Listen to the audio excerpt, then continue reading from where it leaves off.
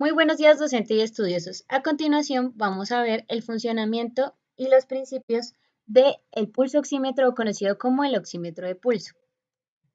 Bueno, básicamente, la saturación de oxígeno es el ingreso de aire a nuestros pulmones para que estos capten el oxígeno que contiene y lo traspasen a la sangre. Una vez en el torrente sanguíneo, el oxígeno debe repartirse y llegar absolutamente a todas las células de nuestro organismo. Generalmente los individuos sanos presentan unos valores de saturación de oxígeno que van a oscilar entre un 96 y un 99%. Cuando estos niveles se bajan a una cifra inferior del 90%, se provoca lo que conocemos como la hipoxemia, que es una disminución anormal a la presión parcial de oxígeno en sangre arterial y no debe confundirse con la hipoxia, puesto que la hipoxia es la disminución de la difusión de oxígeno en los tejidos de la célula.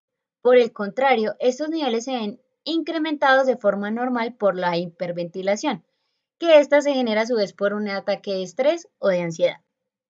Otro indicador de la saturación de oxígeno es el color de la sangre, ya que debido a propiedades ópticas de la molécula hemoglobina, cuando ésta libera oxígeno, pierde el color rosado y adquiere un tono más azulado debido a que deja pasar menos luz roja. La concentración del oxígeno en sangre dependerá de tres factores principales. El primero, el oxígeno disuelto. El segundo, el oxígeno transportado por hemoglobina. Y el tercero, que es el porcentaje de la saturación de la hemoglobina. Bueno, la frecuencia cardíaca. Ya sabemos que es el número de latidos por minuto, pero estos se generan por los impulsos eléctricos en el músculo cardíaco conocido como el miocardio, el cual se estimula al latido, es decir, la contracción del corazón. Esta señal eléctrica se origina en el nódulo sinoauricular que queda en la parte de la aurícula derecha, es decir, la parte superior derecha del corazón. El corazón en condiciones normales va a generar un impulso eléctrico que va a oscilar entre unos 60 y 180 latidos por minuto. Esto, claro está, depende de la edad del individuo, la actividad del individuo y sobre todo el tamaño del corazón del individuo. Esta actividad de bombeo de sangre hace que se pueda captar variaciones en el color de la sangre en forma pulsante, lo que equivale al ritmo cardíaco y puede ser interpretado por un instrumento como lo es el oxímetro. Bueno, el oxímetro es un aparato médico que mide de manera indirecta la saturación de oxígeno en la sangre del paciente, puesto que si quisiéramos una manera directa de medirla, tendríamos que tomar una muestra de sangre del paciente. Bueno, el oxímetro se compone de un instrumento de medición conveniente y no invasivo, es decir, él tiene un par de diodos emisores de luz conocidos como los LED de una cara a un fotodiodo a través de una porción translúcida del cuerpo del paciente, que generalmente utilizamos el dedo o el lóbulo de una oreja. Uno de los LED es de color rojo, con una longitud de onda de 600 nanómetros y otro es infrarrojo con una longitud de onda de unos 940 nanómetros aproximadamente.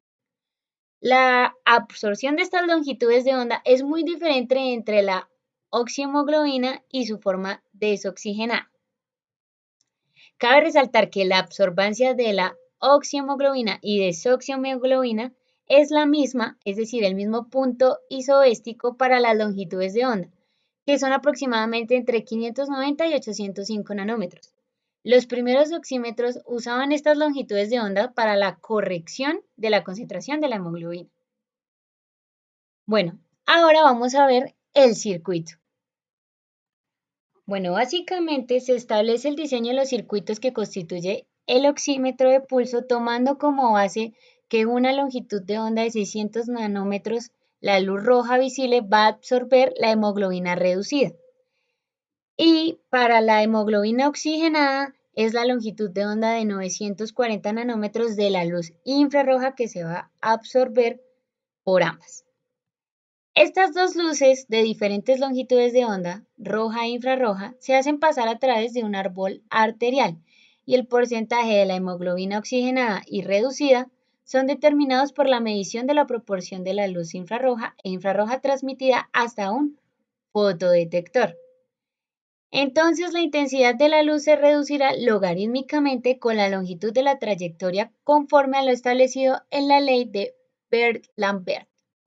Bueno, básicamente el circuito se inicia en la adquisición de la señal a través de un sensor óptico, el cual va colocado al dedo índice del paciente.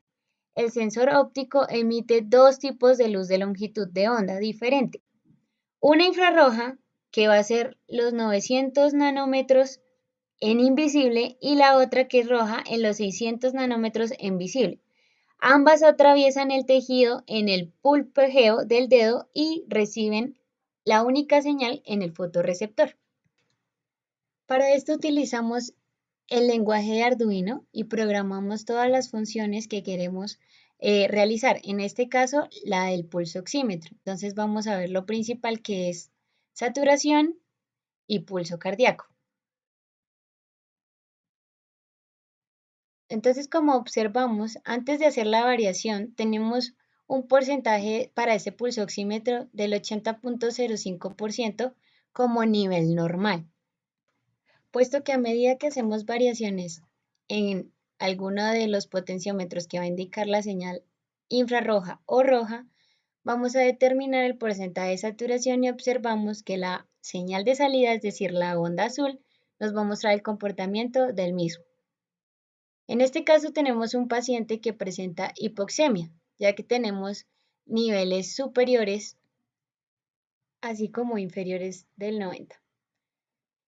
Y aquí se puede observar los comportamientos. En la LCD podemos observar los valores de saturación del paciente. Generalmente la función de salida en los pulsoxímetros comerciales se va a observar de la siguiente manera. Como se ve aquí en la presentación, vemos lo que conocemos como señal de cierre. Esta va a ser el índice de la señal de saturación.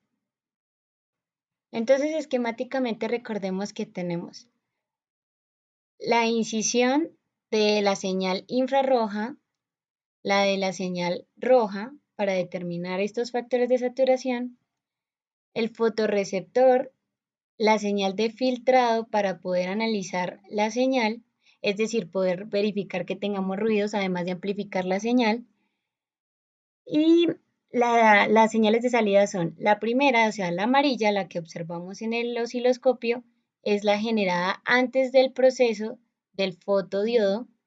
Y luego tenemos la de acoplamiento, que es la señal general, la azul. Bueno, eso fue todo. Muchísimas gracias.